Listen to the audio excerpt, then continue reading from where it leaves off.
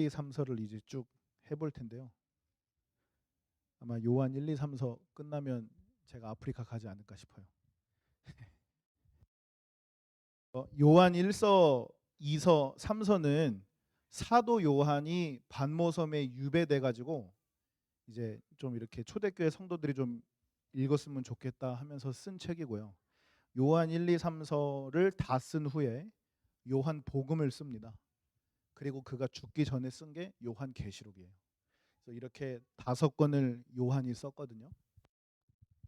바울 외에는 제일 성경을 많이 쓴데요. 이 요한 1서, 2서, 3서, 요한복음, 요한계시록에 이 통하는 맥락이 있는데 그게 바로 사랑이에요. 우리가 이제 요한 1, 2, 3서를 통해서 좀 나눠 볼 텐데요. 이 사랑을 이야기하기 전에 요한이 오늘 그 강조하고 있는 것이 있습니다. 우리 1장 1절을 한번 보겠습니다. 태초부터 있는 생명의 말씀에 관하여는 이라고 되어 있어요. 이 1장 1절에 태초에 있는 생명의 말씀이 누구냐면 예수님이에요. 그걸 어떻게 알 수 있냐면 우리 요한복음 1장 1절을 한번 보시죠. 요한복음 1장 1절입니다. 요한일서 1장에 있는 태초의 생명의 말씀이 예수님이라는 걸 어떻게 알 수 있느냐? 우리 요한복음 1장 1절을 함께 읽습니다. 시작. 태초에 말씀이 계시니라. 이 말씀이 하나님과 함께 계셨으니 이 말씀은 곧 하나님이시니라. 아멘. 요한복음 1장 1절에 나오는 태초의 말씀이 예수님입니다. 그래서 그 말씀이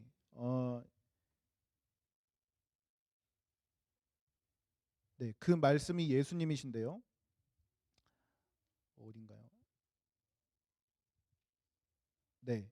9절을 보면 요한복음 1장 9절에 보면 참빛 세상에 와서 각 사람에게 비추는 빛이 되셨다. 이제 이 말씀을 예수님이라고 해석을 하는 게 맞아요. 자, 그런데 보세요. 말씀이라고 하는 건 말씀이요. 그러니까 예를 들면 목사님이 말씀하셨어요라고 하는 이 말씀이라는 거는 그 사람이 없는 자리에서 그 사람을 대신하는 것이에요.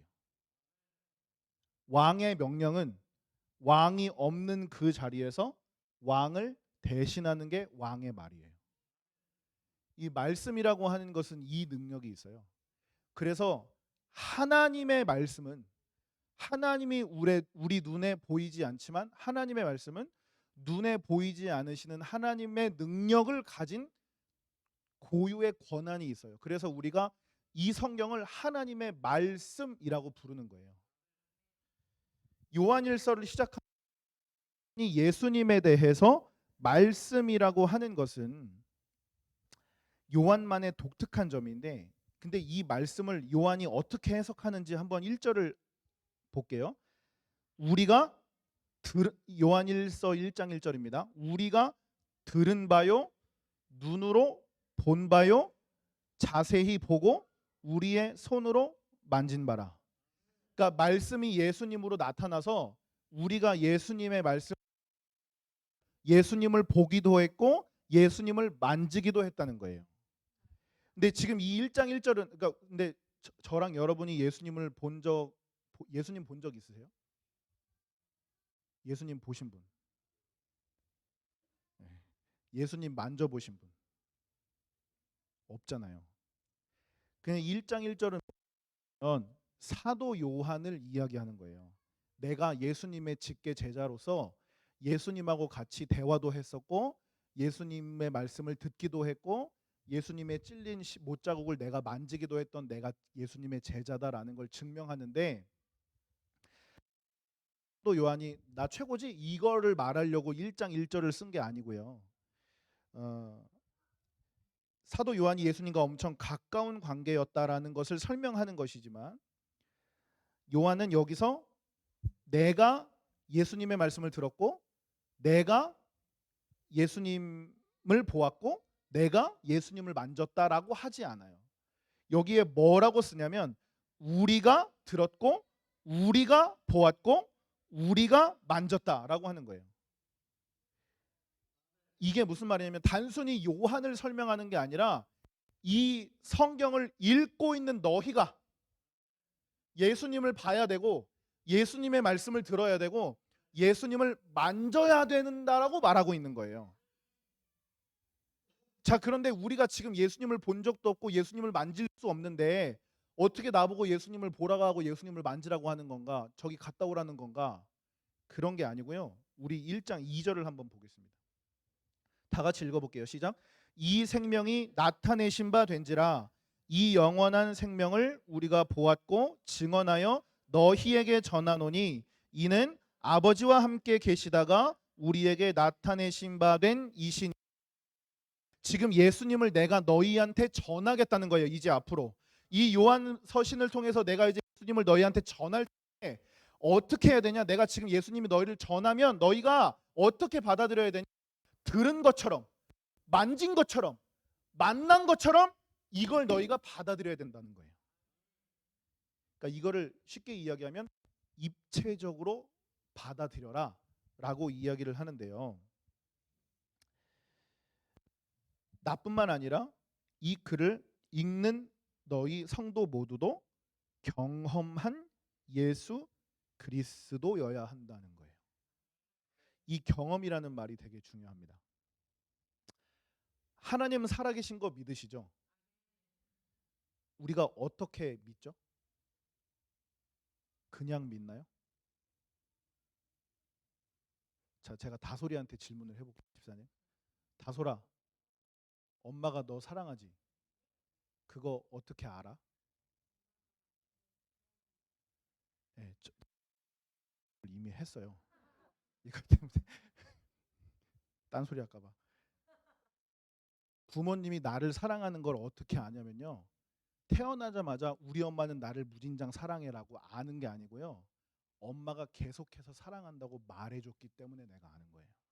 엄마가 말해주고 사랑한다고 표현하고 기저귀 갈아주고 배고프면 밥 주고 계속해서 그 사랑을 표현했기 때문에 이 아들과 딸이 우리 엄마가 나를 사랑한다고 믿는 거예요.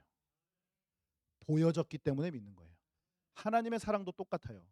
우리에게 계속해서 하나님이 사랑한다고 보여주시고 자연을 통해서 알게 하시고 예수 그리스도를 통해서 우리를 사랑한다는 걸 알게 하시고 하나님의 말씀을 통해서 우리를 사랑한다는 걸 알게 하셨기 때문에 하나님이 나를 사랑한다는 걸 내가 믿음으로 믿는 거예요. 그리고 요동하지 않는 거예요. 생각해 보세요. 우리 엄마가 나를 놔놓고 아무것도 해주지 않았어요. 그러면 우리 엄마가 나를 사랑한다고 아들, 딸이 믿겠어요? 믿지 않아요. 그런데 계속해서 그 사랑을 나에게 흘려 보내줬기 때문에 내가 믿는 거예요. 자, 그런데 문제는 실제로 예수님을 보았던 사람들은 1장 1절이 받아들여질 수 있어요. 그런데 우리한테는 1장 1절이 해당이 안 되잖아요. 여기가 문제인 거예요. 자, 그래서 우리 3절을 한번 읽어보겠습니다. 우리가 보고 들은 바를 너희에게도 전함은 너희로 우리와 사귐이 있게 하려 함이니 우리의 사귐은 아버지와 그의 아들 예수 그리스도와 더불어 누림이라. 아멘. 왜 요한이 사랑을 이야기하기 전에 예수님을 이렇게 거창하게 설명을 하냐면 바로 오늘의 설교 제목인 이 사귐이라는 것 때문이에요. 예수님을 실제로 만져보지도 못하고 예수님을 실제로 본 적도 없는 사람들이 어떻게 예수님을 알고 예수님을 깊이 깨달을 수 있고 만나고 수 있고 영적인 존재로 인식하고 예수님이 내 삶에 동행하신다는 걸 내가 믿음으로 받아들일 수 있는가? 그것은 바로 이 사귐이라는 단어 때문입니다. 자, 제가 쉽게 설명을 해드릴게요. 이순신 장군의 이야기를 아시죠? 이순신 장군의 이야기를 잘 알아요. 자, 그런데 이순신 장군은 배울 게 많은 분이죠. 그래서 야, 내가 이순신 장군처럼 나도 이렇게 담대한 사람이 돼야 되겠다라고 느끼잖아요. 그리고 우리가 위인전을 읽을 때마다 나도 저 사람처럼 포기하지 않는 사람이 돼야 되겠다. 나도 멈추지 말고 도전하는 사람이 돼야 되겠다라고 느끼잖아요. 자, 그런데 그러면 예수님과 위인들과의 차이가 뭘까요? 우리가 계속 예수 닮아야 됩니다. 예수님처럼 살아야 됩니다. 예수님을 닮아서 우리도 그렇게 십자가를 져야 됩니다. 그러면 예수님과 위인들과 차이가 뭘까요?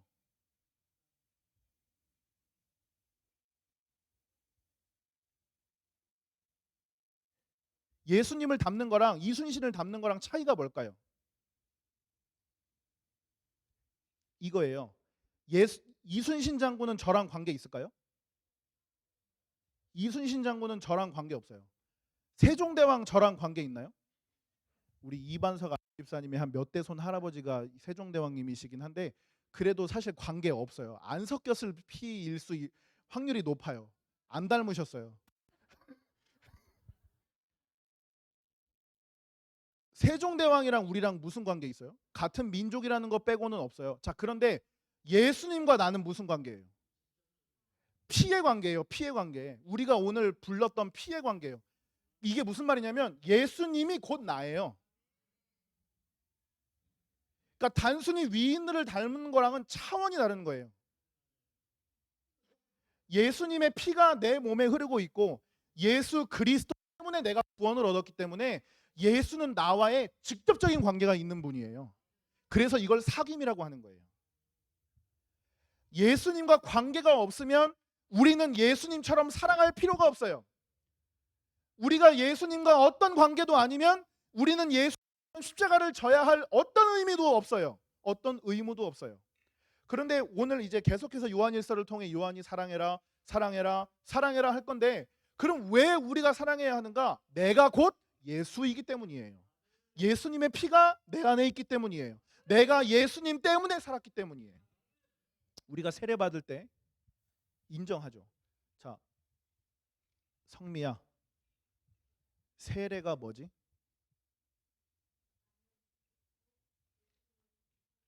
예, 나는 죽어요.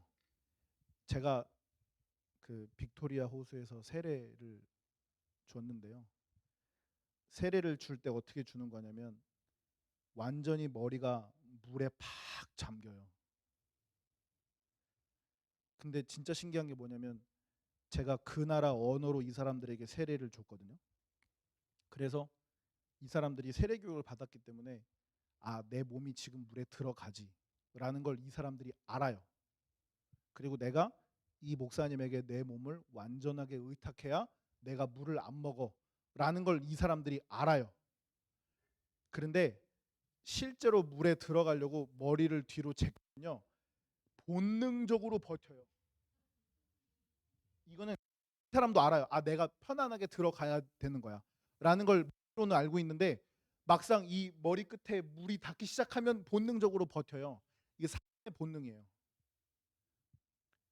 그 시퍼렇게 살아있던 본능이 물속에 팍 잠기면서 그냥 죽는 거예요.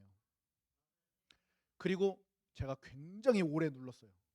성부와 성자와 성령의 이름으로 세례를 주노라. 이런 다음에 끄집어내요. 그러면 우와 이러면서 올라와요. 그러면서 내가 이제는 그 시퍼렇게 살아있던 나는 죽고 예수님의 성품이 물속에서 올라오는 거예요. 그러니까 이제 나의 인생은 내 나머지 인생은 예수님 겁니다라는 고백이 세례 받는 자체예요. 그러니까 여기 세례 받으신 분 손 들어 보세요. 여러분의 남은 인생은 누구 겁니까? 예수님 거예요. 그거를 내가 세례 받으면서 고백한 거예요. 저는 고백 안 했는데요. 이미 세례 받으셨으니까 물릴 수 없어요.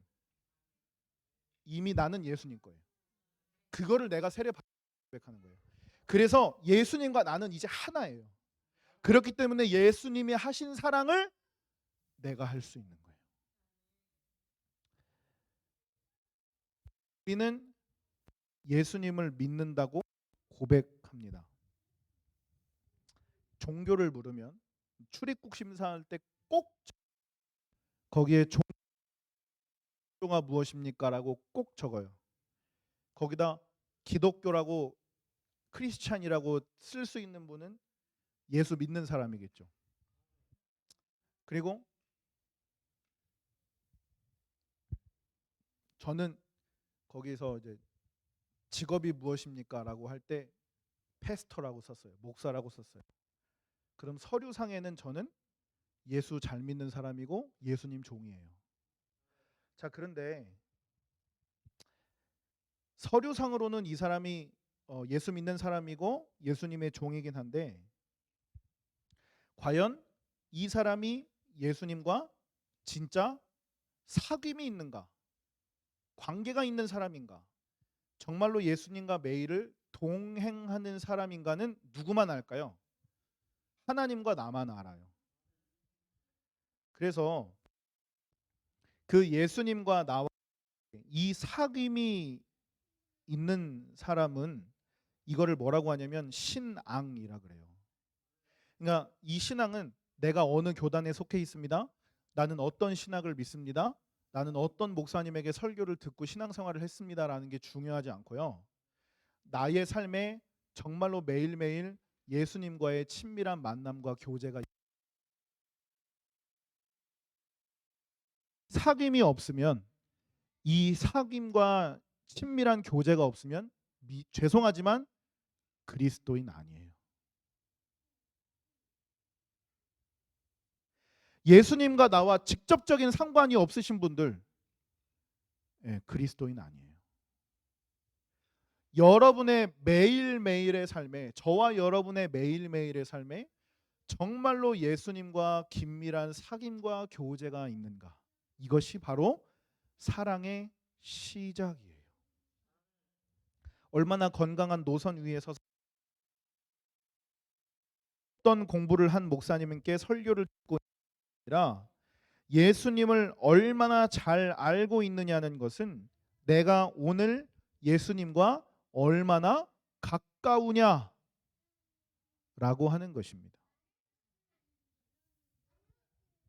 내가 예수님과 친하게 사귀고 있으며 오늘도 얼마나 예수님과 동행을 하고 서류와는 전혀 상관이 없는 문제입니다. 목사인데 예수님과 멀다면 괜찮아요. 들어가세요. 괜찮아요. 목사인 예수님과 멀다면 안타깝지만 그 사람은 그리스도인 아닙니다. 장로님인데 예수님과 멀어요. 근데 그분 그리스도인 아니에요. 그렇다고 가까운 목사님께 설교 들으면 나도 예수님과 가까워질 수 있을까요? 예수님 옆에 있으면 나도 예수님하고 가까워질까요?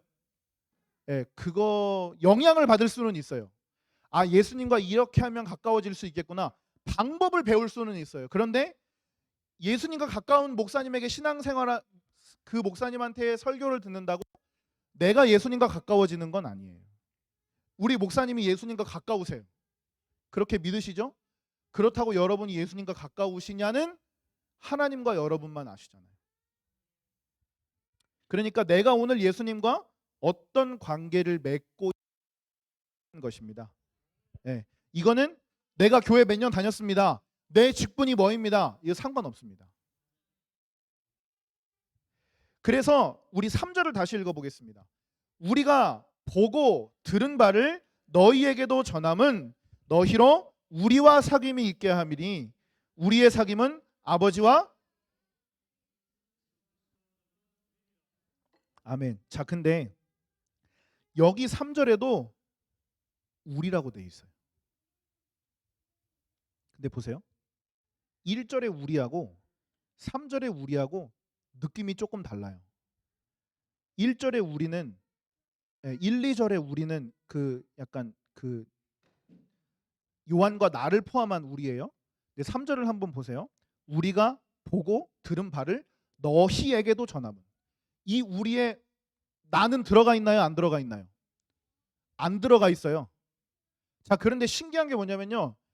지금 요한일서 1장 3절을 쓰고 있는 요한은 물리적인 위치가 반모섬에서 유배당하고 있어요. 그럼 요한 옆에 누가 있어요? 없어요? 없어요. 요한은 혼자예요. 요한은 지금 혼자 그리스도인들에게 편지를 쓰고 있어요. 그런데 요한이 왜 우리라고 했을까요? 요한은 지금 혼자거든요. 그런데 요한이 그리스도인에게 우리라고 말하고 있어요. 그럼 여기서 우리는 왜 우리라고 하고 있을까요? 요한 옆에 누가 있는 거예요? 예수님이 있는 거예요. 지금 요한과 확인이 있는 예수님이 계신 거예요. 그래서 3절 하반절을 보세요. 우리의 사귐은 아버지와 그의 아들 예수 그리스도와 더불어 누림이라. 그러니까 이거예요. 지금 내가 하나님과 예수 그리스도와 굉장히 친밀한 사귐을 하고 있어요. 이 우리에 여러분들이 끼었으면 좋겠어요. 지금 요한은 우리에게 이 말하고 있는 거예요. 제가 지금 하나님과 예수 그리스도와 굉장히 친밀하게 사귀고 있어요. 그래서 하나님과 예수 그리스도와 나는 지금 우리예요. 여러분이 이 우리에 포함되기 원해요. 그래서 4절을 다 같이 읽어보겠습니다. 시작. 우리가 이것을 쓰면 우리의 기쁨이 충만하게 하려 함이라. 여러분들이 우리에게 포함되면 난 너무 즐거울 것 같아요 라고 말하고 있는 거예요. 제가 이제 인터코업에서 찬양 인도를 하게 됐어요. 수요일마다 목회자 비전 스쿨에서 찬양 인도하거든요. 오늘 찬양 인도하고 스룹바벨이라는 선교사님이 오셔서 설교를 말씀을 하셨는데 이런 얘기를 하는 거예요.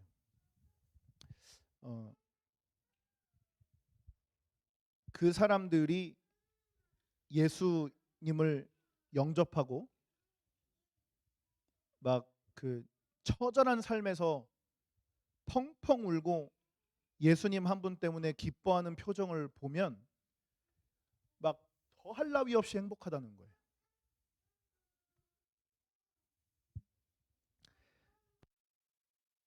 선교 환경이 어떤 환경이냐면요. 내가 언제 내일 발각돼서 출국당할지 모르는 상황이에요. 그런 상황에서도 이 선교사가 변화되는 영혼을 보고 한량이 없이 기뻐할 수 있는 이유는 그 선교사님이 예수님하고 진짜 친하다는 뜻이에요.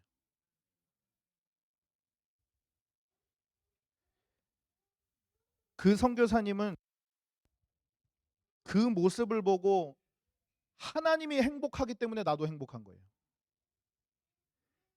이게 진짜 하나님과 가까운 사람이에요. 내가 지금 고생하는 거, 내가 언제 추방될지 이런 거 전혀 상관없이 이 모습을 보고 기뻐하실 하나님 때문에, 이 모습을 보고 행복해 하실 하나님 때문에 나는 그것만으로 행복합니다. 이게 진짜 하나님 친구죠. 저는 교회가 그런 교회가 되었으면 좋겠습니다. 한 영혼이 하나님 앞에 돌아오는 걸 그 이 기쁨을 이길 수 없는 교회가 되기를 바랍니다. 저는 제가 그런 목사가 되었으면 좋겠어요.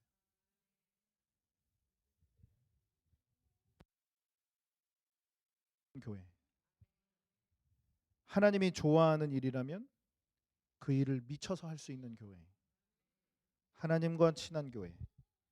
하나님과 친한 성도.